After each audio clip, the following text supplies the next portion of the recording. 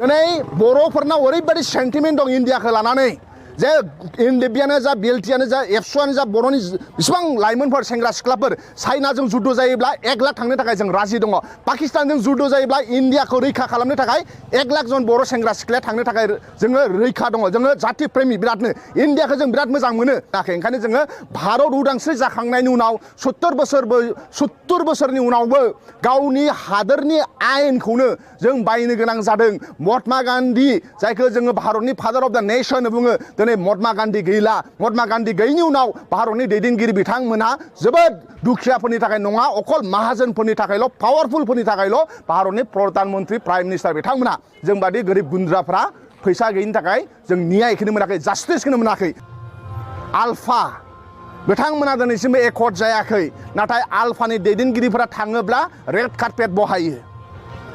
आल्फानि दैदेनगिरिफोरखौ आसाम सरकार भारत सरकारा एकर्ड जायाबालाबो ओरैबायदि सन्मान आरो सन्मान मर्यादाजों बिसोर बिथांमोना थांनानै दङ दा जोंनि बर'नि आर्म्स लानानै जायफोर मुभमेन्ट खालामनानै एकर्ड जालांखांबाय बिथांमोनाबो बे समान मर्यादा मोनगोन ना मोनाखै दिनै एनडिएफबि जे दाथ' सुक्ति जालांखांबाय बिनिनो गायसनगिरि आफादगिरि मानाव गेदेर रन्जन दैमारि सार बिथांखौ जोंनि सानैसो लोगो बिथांमोनहा बैसागुनि थाखाय मान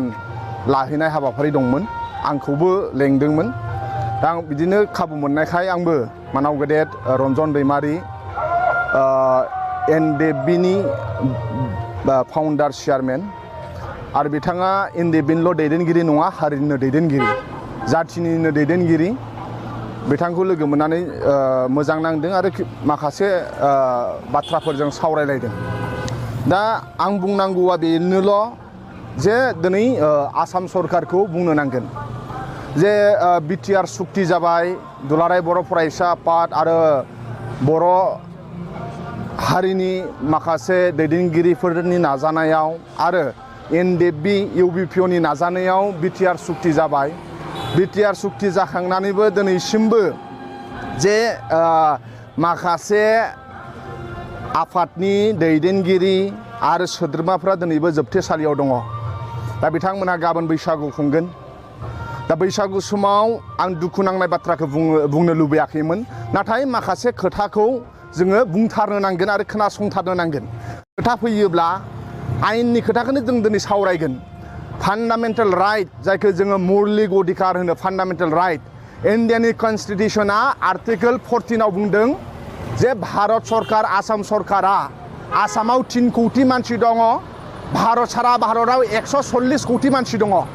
बे 140 कौटिखौ मोजां नोजोरजों नायनो नांगोन आसामनि 3 कौटि 40 लाखखौ इकुवेल बिफर ल' होनदों जे आयेननि गेजेरजों सब समान दा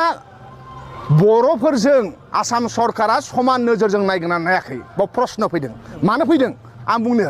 आर्टिकोल 15आ इन्डियानि कनस्टिटिउसन आर्टिकोल 15आ बुंदों नो discrimination against caste religion community होनदों जे गुबुन गुबुन धोरोम गुबुन गुबुन जाथिनि एगेन्स्टआव रावखौबो जाथि नोजोरजों नायनो मोना होनदों दिनै आर्टिकोल 15आ जोंजों भायलेट जादों मानो भायलेट जादों जे दिनै रन्जन दैमारि सारमोनहा आर्म्स लानानै संग्राम खालामदों बिथांनाथ' एकर्डआनो जाखांबावबाय नाथाय आसामाव माखासे आफाद दङ आल्फा बिथांमोना दिनैसिमबो एकर्ड जायाखै नाथाय आल्फानि दैदेनगिरिफोरा थाङोब्ला रेड कार्पेट बहायो आल्फानि दैदेनगिरिफोरखौ आसाम सरकार भारत सरकारा एकर्ड जायाबालाबो ओरैबायदि सन्मान आरो सन्मान मर्यादाजों बिसोर बिथांमोना थांनानै दङ दा जोंनि बर'नि आर्म्स लानानै जायफोर मुभमेन्ट खालामनानै एकर्ड जालांखांबाय बिथांमोनाबो बे समान मर्यादा मोनगोन ना मोनाखै जोंजों आर्टिकोल 21 प्रटेक्शन अफ लाइफ जोंनि जिउआ बड'लेण्ड मुभमेन्टआव एबसुनि दैदेननाय बिएलटिनि संग्राम खालामनाय आरो एनडिएफबिनि गासै 10,000निबो बारा मुंख्लं जाबाय बेखौ गुबुन देशनि मानसिफ्रा फैनानै गावथाराखै बेखौ भारतनि सिकिउरिटि आसामनि पुलिसानो गावथारदों दा ओंखायनो जोंजोंबो अयनाय जादों दा ओंखायनो बे सोंथि आसामनि मेन स्ट्रिमा असमियाफ्रा जुदि जोंखौ बिदा फंबाय सानोब्ला एनडिएफबिनि दैदेनगिरि रन्जन दैमारि सारा सहि होबाय बिटिआर एकर्डखौ एक्सेप्ट खालामबाय बिथांमोना आसामावनो बिटिआर एकर्डखौ एक्सेप्ट खालामबाय बिथांमोना असमियाफोरजों बर'फोरजों गोरोबबाय अब्ला दिनै बिथांमोनखौ एनडिएफबिनि दैदेनगिरि रन्जन दैमारि बिथांमोनखौ आसामनि दैदेनगिरि बिथांमोना गावनि फंबाय नोजोरजों नायगोना नायाखै दासान्दि रन्जन दैमारि सारा माबोरै दं एसे बुंनो हागोन नामा बेनि सायाव नोंथाङा जे लोगो हमना फैबाय बिथाङा बोरै दङ बिथाङा सासे